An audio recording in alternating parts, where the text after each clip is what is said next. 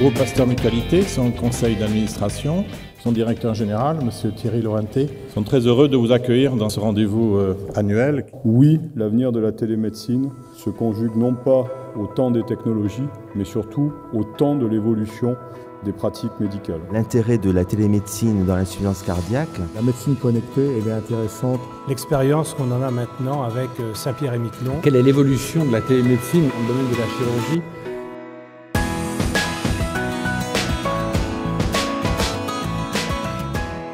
Donc c'est vraiment beaucoup de travail d'avoir un diabète de type 1.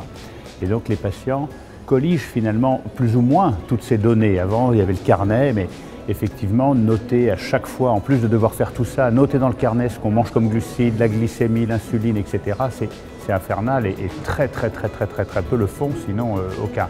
Il y a des outils de télémédecine tels que celui que j'ai présenté ce matin qui s'appelle Diabéo, développé par Guillaume Charpentier à Corbeil-Essonnes et qui est un logiciel que l'on télécharge sur un smartphone. Le système calcule pour lui la dose d'insuline dont il va avoir besoin au moment où il en a besoin. Et là, on a montré dans une étude sur 180 patients sur 6 mois que ça améliorait l'équilibre du diabète de manière tout à fait convaincante.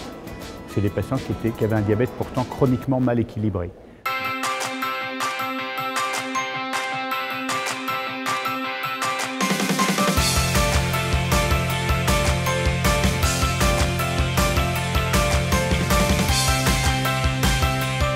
Chez Withyn, dans notre expérience, ce qu'on voit, c'est que nos objets sont utilisés pour améliorer le suivi des patients par eux-mêmes et par le médecin.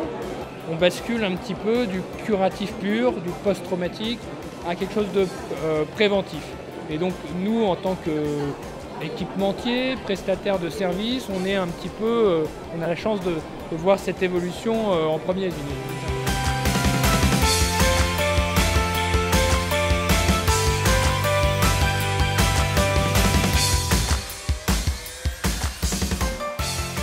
Interaction Healthcare est une agence digitale en e-santé.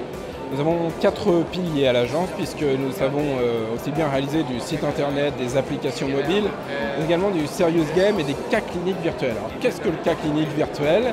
Aujourd'hui, c'est un outil de formation en réalité 3D qui permet, au fur et à mesure de visites réalisées, de se perfectionner, d'améliorer sa connaissance et puis de se mettre en situation sur différentes aires thérapeutiques.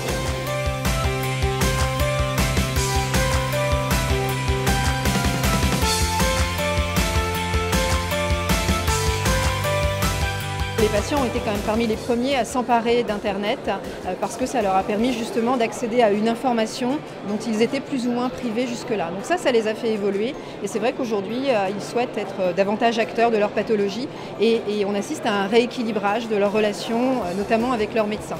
C'est important d'être plus acteur, c'est important d'être plus impliqué et surtout de parvenir à une réelle alliance avec ces médecins de manière à ce que cette relation elle soit tenable dans la durée et à ce que les patients puissent y adhérer et vivre avec dans les meilleures conditions possibles.